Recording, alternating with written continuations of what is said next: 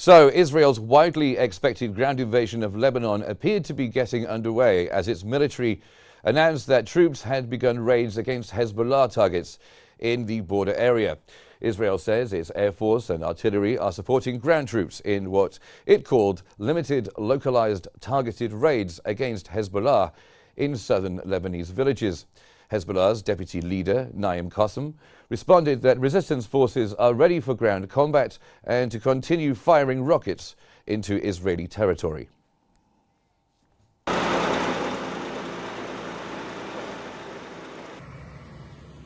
Despite Israel describing its offensive as limited and targeted, at least 267 civilian casualties have been reported in the past 24 hours in strikes across southern Lebanon, the eastern Bekaa Valley and Beirut.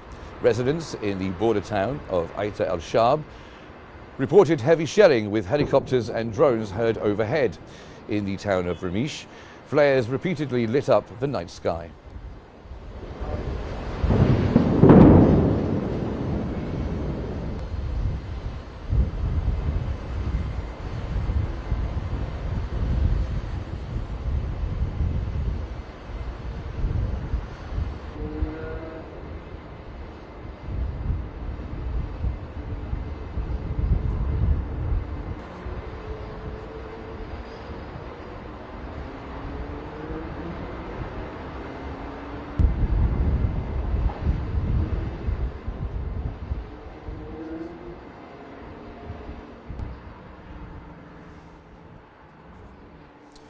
Now we have live pictures on your screens, live from Beirut this afternoon, where you can clearly see smoke rising from buildings as the ongoing attacks take place.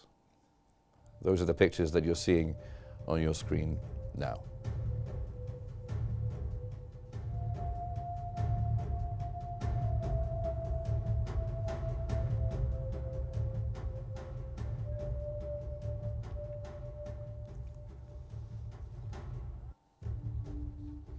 Live pictures there from Beirut. Now, in another development, 6 Palestinians, including 5 children, were killed in an airstrike by Israeli occupation forces on the Ain el-Helwa camp in southern Lebanon, according to Lebanese media reports. This marks the first time that Israeli forces have targeted the camp since the start of their aggression against Lebanon.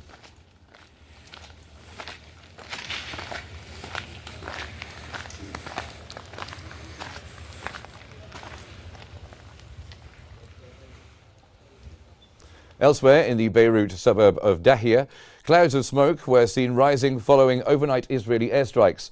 The Israeli military warned residents to evacuate areas near buildings it claimed were housing Hezbollah infrastructure. An hour later, airstrikes ensued in the Beirut suburb.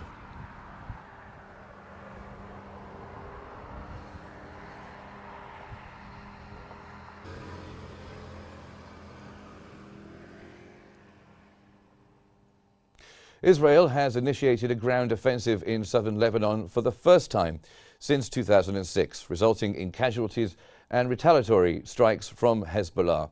The US has reaffirmed support for Israel amid rising tensions.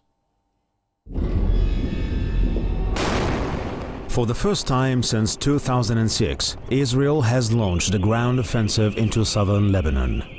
In an operation described as a limited raid, Israeli airstrikes have since hit targets in various parts of the country. The Lebanese national news agency has reported that Israeli forces bombed a home in the southern town of Dawdiya, killing at least 10 people and wounding 5 others. In retaliation, Hezbollah conducted artillery strikes on Israeli troops across the border in Metula. The Israeli military reported that 5 rockets were launched from Lebanon, some of which were intercepted, while others landed in open areas. This exchange followed Israeli airstrikes on a Palestinian refugee camp near Sidon, with further strikes hitting Beirut and artillery fire pounding areas along the Israel-Lebanon border. According to local Lebanese media, the country's army denied the withdrawal of its forces from southern border posts and announced that military units deployed in the south were repositioning certain observation posts within their designated areas of responsibility. In response to the escalating situation, U.S. Defense Secretary Lloyd Austin has reaffirmed to dismantle Hezbollah's infrastructure. So now to Gaza. At least 19 civilians were killed and others were injured after Israel bombed the Nuseirat camp and the Shujaiya school in eastern Gaza. Local media reported that the Israeli bombing destroyed a 3-story house, killing 7 children and 3 women. In Gaza City, Israeli artillery fired shells at the neighborhood of Zaytun.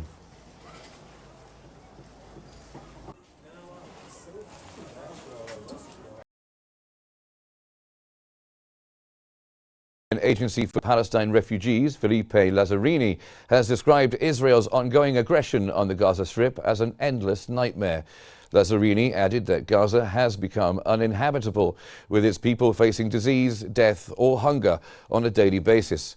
He also noted that the people of Gaza are trapped within 10% of the land, having been in a state of constant displacement. That was not the part of the allegation. Thank you. So I had a couple of questions for you. We do not have, as a human development agency, a police capacity, intelligence services, but what we do, we share the names. We always share the names. And the case you are raising right now here is... Now, for more analysis on this, we go back to the newsroom where Reham is there for us. Thank you, Mark. For further analysis on the escalating tensions in Gaza, we're now joined by Dr. Farzin Shaheen, the Palestinian State Minister of Foreign Affairs. Welcome, Dr. Shaheen. Thank you for joining us. What is the impact of the widening conflict between Israel and Lebanon on the Gaza ceasefire talks? Is Nasrallah's assassination paving the way for a ceasefire in Gaza or the beginning of a larger escalation in the Middle East? Good evening. This escalation on the Lebanese front with the ground offensive and the continuing airstrikes with hundreds of casualties so far and the assassination of Nasrallah is all part of a colonialist expansionist ideology of Israel, and this is all taking place in parallel to the 1-year already genocidal war in Gaza. And it is all part of the agenda of terrorizing the people of the area, in Gaza or in Lebanon, destroying infrastructure, all as grave violations of international law, and they are considered as war crimes by a state that considers itself above the law. And it's also backed by powers that are greenlighting Israel to continue with its atrocities on all fronts. And using double standards when it comes to dealing with the world at large. What we see is further escalation looming in the horizon, and we're witnessing it in Lebanon, maybe in Yemen as well. And it's very much tied with Netanyahu's maps, which he has been presenting in the past and more so recently, and quite recently in the UN. Showing what he believes and what his supporters probably believe the new Middle East should be looking like, which defies all international law and international resolutions and signed agreements. And it overtly presents what a new Middle East looks like for Netanyahu and, as I said, for his supporters. So a darker period is in the horizon. And, as you were saying, it was a darker period, and we see live footage from Beirut where there are continued airstrikes. But let's move on to, do you think that the Palestinian Foreign Ministry considers the diplomatic effort since October 7th capable of taking a decisive decision regarding the two-state solution and prisoners exchange deal? Well, we have been diligently working since October 7th and before October 7th, because this whole situation and the charade and the occupation did not start in October 7th. So we have been working intensively through our ambassadors in all parts of the world, wherever we have our embassies and missions, and we have been submitting various reports to UN entities and other organizations, to all stakeholders. We've been following up with the ICJ and the ICC, all in our effort to hold Israel to account. We have been meeting with diplomats in Palestine. We have been daily reminding them of violations.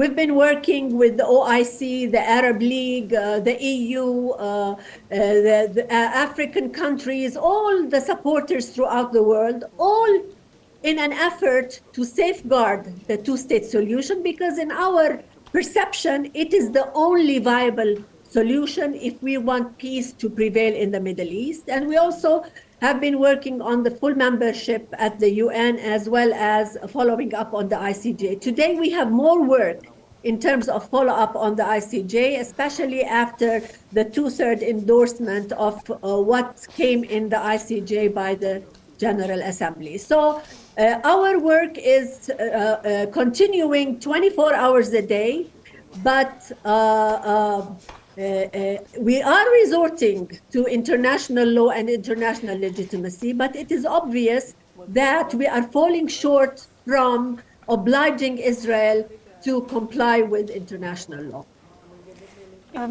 Egypt's stance on the sovereignty of the Palestinian state and the two-state solution has been consistent since October 7th. What are the frameworks for the cooperation between the two countries in the coming period in order to achieve the objectives pursued by the Palestinian Authority? Well, our objective is very clear. Our objective is ending the war and having a sustainable peace and realizing the two-state solution. Today, we see a new step at the forefront. We welcome statements by Foreign Minister of Saudi Arabia, who has established this international coalition for realizing the two-state solution.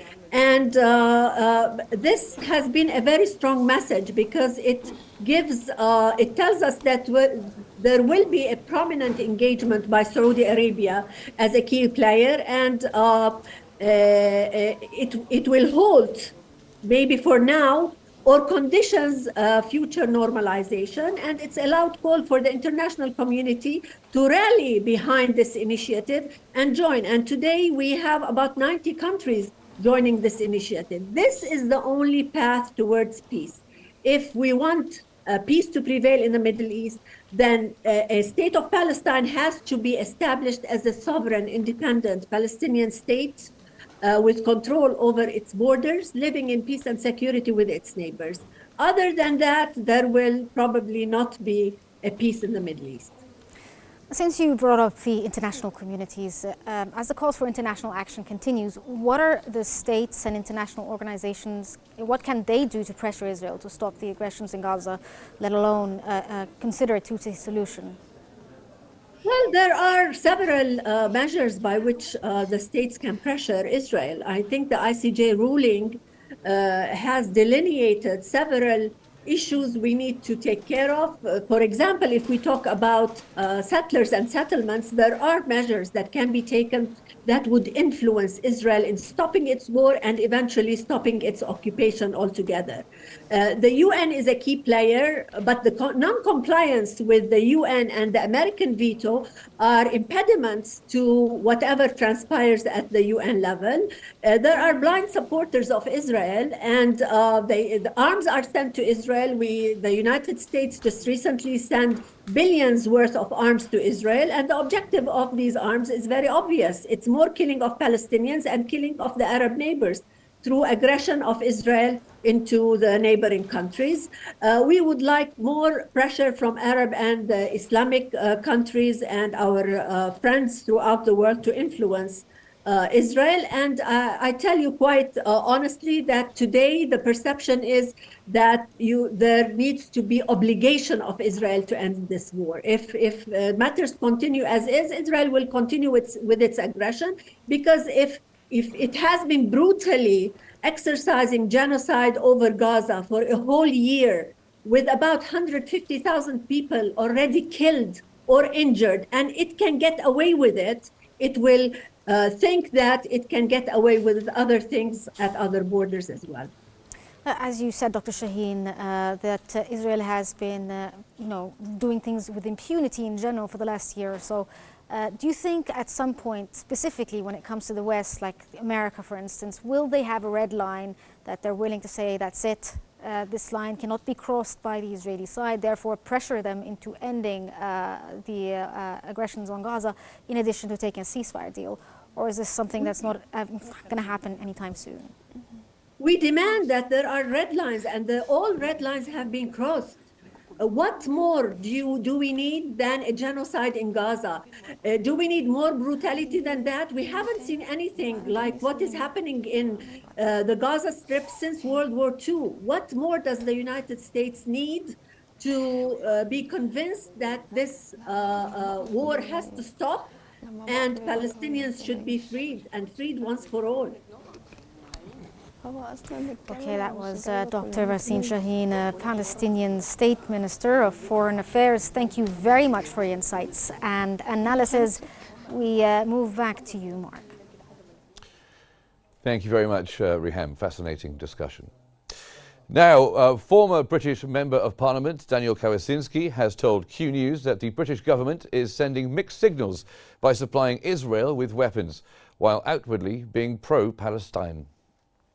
I think that the current government are sending a lot of mixed messages, and I think they're irritating both sides. A classic example is the export license. They have got rid of some exports, but they are still continuing to supply Israel with a certain amount of weapons. So they've upset the Israelis, who feel that it's an insult to them and inappropriate conduct, and they have not satisfied. The Labour government has a very, very strong pro-Palestinian element within their parliamentary party. In the last parliament, when I was there, I think we had a debate about Palestine almost certainly 3 or 4 times a month. I mean, if you Google the amount of times that the House of Commons has met as a result of the Labour Party demanding a debate, I don't think there's any other international issue. In my time as a Member of Parliament, and I served for 19 years, I don't think that any other international issue has been debated as much, anywhere near as much, as this debate has been debated in the House of Commons. A year on from the beginning of the war on Gaza. Now, you can't help to have noticed that there's a US election on the way, and Selma Marwan, our anchor in the newsroom, is going to be providing us with some insights on that. Selma. Good evening, I'm Salma Marwan, and now we delve into the US election and the upcoming vice president's debate. Senator J.D. Vance of Ohio and Governor Tim Walz of Minnesota, both relatively new to the national political scene, will compete in the only scheduled vice presidential debate before the upcoming November election. This debate takes place 3 weeks after the debate between former President Donald Trump and Vice President Kamala Harris. The 90-minute debate will be held at the CBS Broadcast Center in New York. Candidates are not allowed to bring pre-written notes or props on stage. Each candidate will have 2 minutes to answer questions and 2 minutes to respond, with the option for a 1-minute rebuttal. At the moderator's discretion, candidates may receive an additional minute to continue the discussion.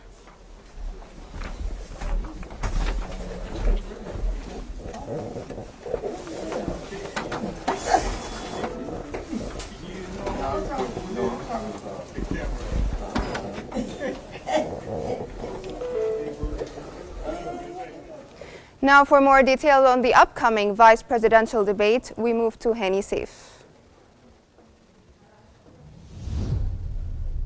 In the first vice presidential debate of the election cycle, J.D. Vance and Tim Walz will set out their starkly different visions for America. At the CBS Broadcast Center in New York City. The debate will be moderated by Norah O'Donnell, the anchor of CBS Evening News, and Margaret Brennan, who moderates Face the Nation, a weekly show on CBS. Vance has been preparing for the debate with his wife, Usha Vance, and senior Trump advisor, Jason Miller. Walz, meanwhile, has been preparing alongside U.S. Transportation Secretary Pete Buttigieg and various White House advisors. Vance, a 40-year-old first-term U.S. Senator from Ohio, was selected by Trump to energize his right-wing supporters. His counterpart, 60-year-old Walz, is the governor of Minnesota and a former long-serving member of Congress. He was chosen by Harris in part to increase her appeal to independent voters in states like Wisconsin and Pennsylvania. One of Vance's tactics will be to depict Walz as a left-wing figure, posing as a centrist, while also likely scrutinizing Walz's military background. Earlier polls showed that 34% of Americans had a positive view of Vance, while 42% viewed him negatively. In contrast, Walz was seen favorably by 39% of Americans, with 33% holding an unfavorable opinion of him. These two men from the American Midwest both assert that they truly understand the desires of Americans in the heartland, and yet they remain sharply divided over policy. As the debate approaches, its primary goal will be to allow the American public to decide which candidate best addresses their needs. That's the latest on the U.S. election. Back to you, Mark. Thank you very much, Selma. It looks like it's going to be a very interesting night at the debate. Well, that brings us to the end of this special launch program on Qnews, but stay with us because coming up next, our discussion program In Depth, hosted by Kareem Haytham. And this program will explore the most pressing issues of the day with inclusive, incisive even, analysis and interviews with experts. And you can catch us in the early hours of the Extra Live Channel's broadcast, by the way, if you're looking where to find us. And don't forget to follow Qnews on YouTube, Facebook, X, Instagram, and TikTok. Qnews EGY is what to search for to stay informed. For real-time updates, connect with us on the UMS digital platform. Watch it as well. Thank you very much for watching this special program and stay with us for more.